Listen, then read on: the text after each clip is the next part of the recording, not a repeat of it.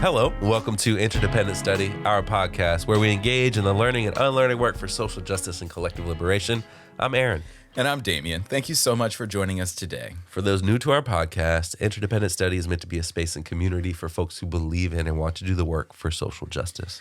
Each week, we bring something new to the table and discuss our thoughts and feelings about it through the lenses of who we are and where we can go for a more just society. And we want Interdependent Study to be a space where we're always learning with one another, hence the name. And Damien, you're up this week. So what are you bringing to the table today? I am. All right. So I have brought a piece from Inquest to the table for us today. And I know I mentioned this last week when I introed this piece, but Inquest is this really cool online publication, and their mission is to use their platform to advance bold ideas to end mass incarceration here in the United States. And so I think they're doing some really important work over there. So I'm super excited to get to amplify them here on our little show. I poked around a little bit on their site, and they've got so many incredible and informative pieces and articles on their website that I think will, give us an opportunity to come back to them and continue to learn from them from time to time. So I'm excited about that. I'm also very excited about this piece that I brought today. It's from early September, so just a month and some change ago, 2 months ago. It's called Abolition Everywhere, and it was written by Dr. Meghan Krausch, who is a writer, sociologist, activist.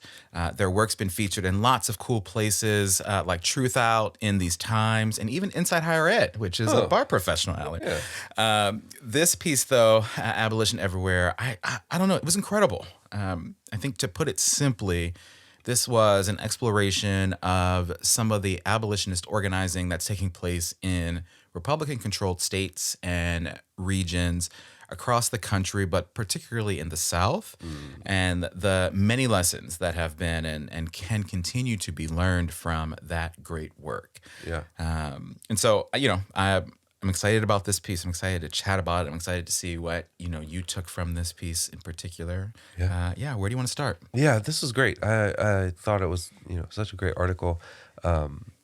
I also will say before I get too far into the episode today, I am obviously sick. So pardon any extra microphone noises you hear from my illness. Yeah. I know you loyal listeners know this isn't how I always sound. No. I hope you feel better soon, my friend. Thank you. But for now, we're going to do Interdependent Study late night. Why? I don't know.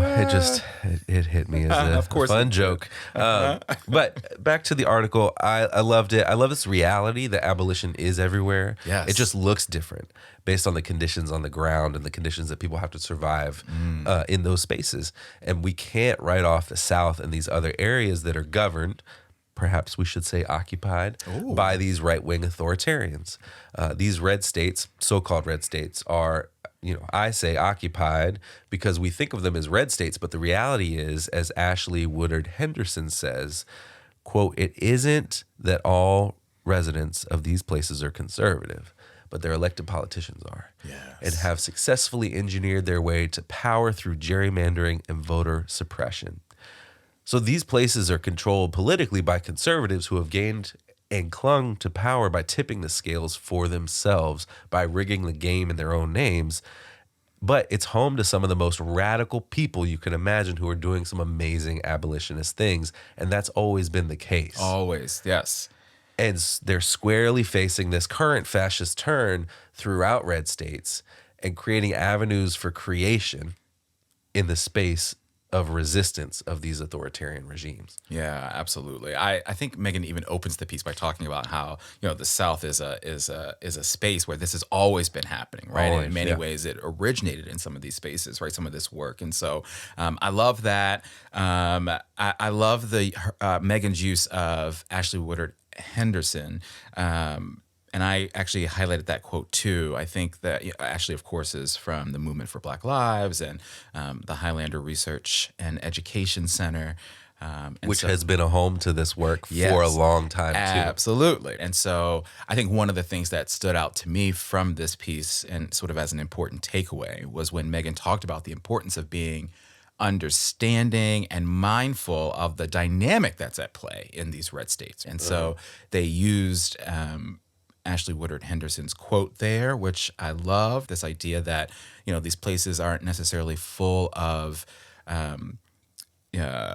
people who aren't interested in this idea of this work and what's important, but this is who controls these states. So yeah, I love that. I think right before the quote that you read, Meghan said this, quote, organizers in red states and counties are bringing abolitionist struggle to their communities, in the process highlighting how their strategies seek to draw in people who might not normally see themselves as allied to, quote, liberal causes. And this is a lesson that can be valuable to organizers throughout the country who are seeking new ways of growing solidarity. So there's lots, again, that speaks sort of the lessons that can be learned here. And I thought all of that sort of in combination with Ashley's thoughts are just a really great analysis that Meghan sort of brings to this. And this lesson around how important it is as people doing this work to engage with and draw in people to this work, even those who may be, quote unquote, who may not be, I should say, quote unquote, liberal or see themselves as abolitionists. And so, like, how do you bring people into this work? That's important work to do. And certainly no matter where you are located geographically. And just this piece about the dynamics, like how important it is to be mindful of the dynamics that play wherever you live. I think that can help. Really, I think the point here is that can help you develop strategy in this work, if that makes sense. Yeah, definitely. And I think that the juxtaposition of the people and the governments in these spaces are very stark. Yes. And it's not like that doesn't exist in other places too. Right. The mayor of New York isn't pro-abolition either, and it's one of the most progressive places, or it's considered that way. Right. In the country. And so, there's this tension exists everywhere. We just think it exists in a more concentrated manner. Right. In the South. Yeah. Absolutely. So thinking about abolition, one of the things I think people have a hard time grasping, myself included at times, is the sheer magnitude of abolishing these institutions that are so massive in our society. Yes. Police and prisons. And had been around for so long, too, right? And, absolutely. It's hard to conceptualize what we would do outside of them, because that's all that so many of us have ever known. Yes. Which we've talked about several times on the show. But this article points out that it frequently looks like relationships. That's what abolition looks like. And how you find ways to exist together through mutuality or interdependence, as one might say. Yes. So Meghan said, quote, "This often means having to work with people whom abolitionists may generally disagree with or dislike." Mauve Pearl Tahat, a scholar and organizer located in rural Pennsylvania, said that where they are, it isn't possible to build radical community through a reactive approach. Quote, "We can't organize by saying, oh, that guy, he's just an idiot." Instead, Tahat said, abolitionists must embrace the idea that, quote, "nobody is better than the other." Yes. Which is so helpful when we consider how often rural communities and so-called red states are written off as organizing ground, as space to do work in by progressive organizations on a national scale. But in reality, there's a lot of people here who are living under these repressive regimes who didn't choose the authoritarian that they have to live under, and they want something else. And if we collectively show up at their door and we organize them, we're going to push them towards something else that is more in line sort of collectively with our values, with collective liberation, what have you. And if we don't show up at their door, who else is going to show up at their door? That's a good point. To maybe steer them in a different direction, because they still don't like the person, whoever they are, but maybe they can be sold in a different way. And Absolutely. I think that we have to keep that in mind too, that who's showing up at people's doors matters in these spaces. Yes. Especially if no one, as you say, if no one else has shown up. I love that quote. Nobody is better than the other. And so I think that's so central to this work. And one of the other things I think is central to that was central to this piece that I loved so much was how Meghan highlighted the tremendous abolitionist organizing work that's taking place in all of these places. And so that quote you read, that work that's being done, that was Pennsylvania, sort of rural Pennsylvania. One of the ones I pulled was Meghan shared the story of Study and Struggle. And they're an abolitionist collective that organizes political educational study groups and other sort of systems of support in Mississippi's prison system. And so one of the biggest takeaways that was shared in this piece was by an organizer named Cam Kalish, who's one of the co-founders of Study and Struggle. And Cam shared sort of the importance of building relationships with neighbors, so to your point there, and how that work is at the core of abolitionist organizing work. And so I pulled this quote, I think aligns exactly with what you were just talking about. Although Kalish doesn't necessarily discuss abolition with next-door neighbors, their relationships with these neighbors, built on mutual interdependence, still serve as building blocks towards more explicit abolitionist networks of care. Kalish notes it, quote, isn't going to look hyper-visible rallies or antagonistic protests like it can in bigger cities, and where it should look like that because that's a really effective tactic. Instead, they say, in a small town, building towards abolition looks like spending time together, sharing food, and having intimate conversations about how you would protect each other, like when an ice storm hits. How are we going to share resources? People in rural areas in particular already feel disenfranchised. And so the idea that no one is coming to save us and that therefore people need to build alternative networks of care and safety is very intuitive, said Kalish. Yeah. And this relationship building in turn allows them to pursue more overtly abolitionist goals, such as distributing resources inside prisons and creating infrastructure outside of the police. And so again, in both of those scenarios, it's this idea of how am I talking to my neighbors about this? How am I getting to know my neighbors? What kinds of conversations are we having? What is it that you need? What is it that I need? What are you struggling with? What am I struggling with, right? Like, how are we in community with each other? How are we supporting each other? And I think to Cam's point here, right, that then leads to bigger conversations, bigger possibilities for conversations. And so, you know me, I'm all about relationships, right? I think it speaks to the importance of building relationships. And I think that's important in everything that we do and everything that we talk about, but especially if we're talking about abolitionist organizing and this kind of work, if that makes sense. Yeah, definitely. I think that, and I think we've talked about this before in some ways. I think back to a documentary we watched that featured Ruth Wilson Gilmore and the emphasis that she placed on these interpersonal, small network relationships being key to ultimately what abolition might look like. Absolutely. On the other side. So good. Yeah, and one of the things that I noticed in the article, there's this little moment where they talk about how lots of things are going well in these spaces, but there's another side of it. Yeah. And so the article says that this work can be isolating when there are not obvious organizing hubs for folks to plug into, and that one of the organizations they talk about in the article is the Florida Prisoner Solidarity. And they can feel worn down, quote, worn down by a combination of increasingly hostility towards trans and queer people, the attacks on anti-racism and therefore on people of color, and other onslaughts led by the DeSantis administration. This is worsened by the fact that organizers often belong to communities targeted by conservative culture wars. So all of this creates a difficult atmosphere that we have to acknowledge, because it's so central to how the work has to be done, and navigating what that work looks like. But we have to acknowledge that as we celebrate the successes of this organizing, because the organizing sometimes happens at a great cost emotionally, or it takes a toll on having to constantly fight the next thing that this reactive right-wing governor is doing in your state when you stand against all of the things that he's doing. That can be very demoralizing. And so, it's not all victories and celebrations.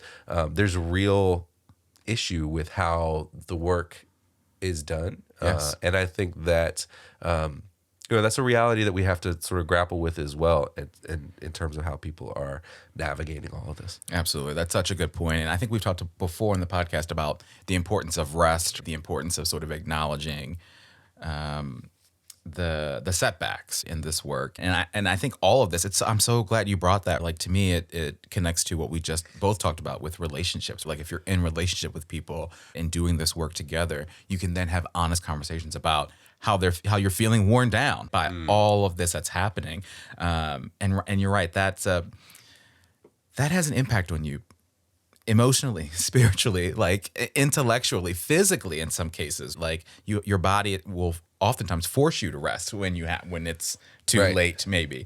And so I love the acknowledgement of that in this piece as well. And I think it sort of is another reason why this piece was so great. Yeah, and I think that the simple act of being in community and in an organization in some kind of formation with other people who are working against this stuff is that you'd feel less like isolated. Yes. I think that is ultimately the end result, is that people who are connected, who you're connected to through the work, who care about these things as much as you do, and they're putting their time, their effort, their energy into fighting against it as well. And so you become sort of, that relationship gets forged in a very, very hot fire. And that I think drives people forward. Yes. And allows you to say, hey, here's where I'm struggling, or here's where we're struggling. And we've got each other. Yes. Yes. I love that. Very good. All right. Well, actually, that feels like a good place to me to sort of shift our conversation and talk about like this idea of application. Like, what are the lessons we've learned from this piece and from our conversation together here? Like, how does all of this apply to our everyday lives, our everyday work? I was really struck by how Meghan ended this piece. So they used Ashley Woodard Henderson's thoughts on where we need to go from here for the future success of abolitionist organizing. And I thought it was sort of a spot-on piece of application from this. So Meghan said this, quote, Woodard Henderson said that one of the biggest struggles for abolitionists right now is for organizers to really believe in their own power to enact the world of abundance and safety that is a necessary part of an abolitionist future. The movement is currently experiencing a backlash because of its successes. Coming off the intense grief and victories of 2020, we have to make a decision about if we're going to put our foot on the gas and finish the game, she said, or if we're going to let an opposition who has for centuries lied to us about our worthiness and about what is good for us and what is possible in this country tell us that.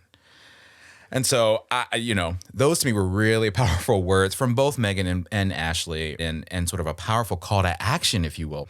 Like, who are we going to let sit in the driver's seat of not just our work, but of our lives, our future, our needs? That should be us. We have to keep fighting for what we believe in and for what we need. And as Meghan said so beautifully, for a world of abundance and safety. Like, I love that. A world of abundance and safety for all of us, because we all deserve that. So I thought that was sort of brilliant application from this. Yeah, and I think there's a piece of that I think is maybe cause for celebration, even though it doesn't feel like that. But she says the movement is currently experiencing a backlash because of its successes. So all of these things that are happening are right-wing power grabs because they're afraid of the ability of the people to change the way things work and kick them out of power. Yes. And so as much as that is demoralizing because of what it is that these authoritarians are doing, it's also, there's a silver lining in that they're afraid. And so we can keep pushing, we can keep fighting, we can keep doing this work. And eventually, like, they will lose. Yes. Because absolutely. That's what history tells us always happens. I love that. They will lose. We must keep going. Absolutely. Yeah. So is that your application? That was brilliant. Yeah. We have to keep going. Yeah. Period. Next. All these fascists bound to lose. Yes. What were you thinking for application? My application is about violence and how we can become numb to it. Yeah. One of the organizers who was interviewed for the article is with the Texas Abolitionists. Yep. And they're named Liliana Castrillon. And they moved here to the U.S. from Colombia. And she said, the worst thing that can happen to a country, to a people, is to get used to the violence. Once you get used to the violence and the pain, you become immune, and then you don't care. And I think one of the important pieces of abolitionist organizing is the educational part, the part that they're afraid of, why they keep banning all the books, which focuses on shifting the culture and what we can collectively understand to be acceptable. Yes. And we generally don't see the criminal punishment system as violent. That's not how we're sort of trained or brought up, educated about the system. And even though it's inherently violent in so many ways. Absolutely. And one of the things that abolitionists are doing very successfully, that again they are afraid of, they being authoritarians, is making that better known. Yes. That the system is inherently violent. And once we know that, we are no longer numb to it because we recognize that it's just built in. It's baked in, as I said a couple weeks ago. Yes. We have to engage with the reality of that violence once we know about it and find other ways to address harm beyond what it is that we currently know. Yes. And so that's my application, is that quote about violence. Once you get used to it, once you become numb to it, in my words, my paraphrase of this, you don't care about it as much and you don't see it. You don't think that it's a big deal. Right. But once we see how violent the thing is, Yeah. you have to change it. You have got to face it head on. Yeah, that's brilliant, I think. And I think there's so many applications of that, right? Yeah. And it's the reason why the summer of 2020 happened in many ways. Like people couldn't any longer, that's not the right wording, words, stay numb and stay oblivious to police brutality. Yeah. And it reached this point where, something had to be done and people took to the streets and people, fought for and demanded change. And I think there's applications of that idea of becoming numb to violence in so many ways. When we think about war and we think about what's happening now on our planet. So I love that. I think that's important. That's an important takeaway from this. And especially to hear it from someone who moved from a violent place, is sort of sharing their experience in this way and how it applies to this work is most certainly worth listening to. Absolutely. I'm glad you brought that. All right, let's talk about homework. How are we going to keep learning? What do we want to do when we leave this table today? I want to look into the great work being done by the Highlander Research and Education Center. Yeah, absolutely. Ashley Woodard Henderson, who's quoted a lot in this piece, we've talked about a lot today, is co-directing that work. The Highlander Center's mission, I pulled it from their website, is serving as a catalyst for grassroots organizing, abolition, and movement building in the South, and fighting for justice, equality, and sustainability. So, there's certainly lots of great learning opportunities there, and probably some really great resources and pieces from them that I'm sure we could talk about here on the pod. So, again, the Highlander Research and Education Center, I want to pick through their website and see what more we can learn. They've had a ton of great events over the last few years, online as more things have shifted to be online. Yeah. But also have been doing amazing work as a center for years and years. Absolutely. Dating all the way back to before the civil rights movement and training lots of civil rights leaders. They were mentioned on the SNCC archive as a sort of political education home for a lot of the SNCC folks. Oh, man. Yeah.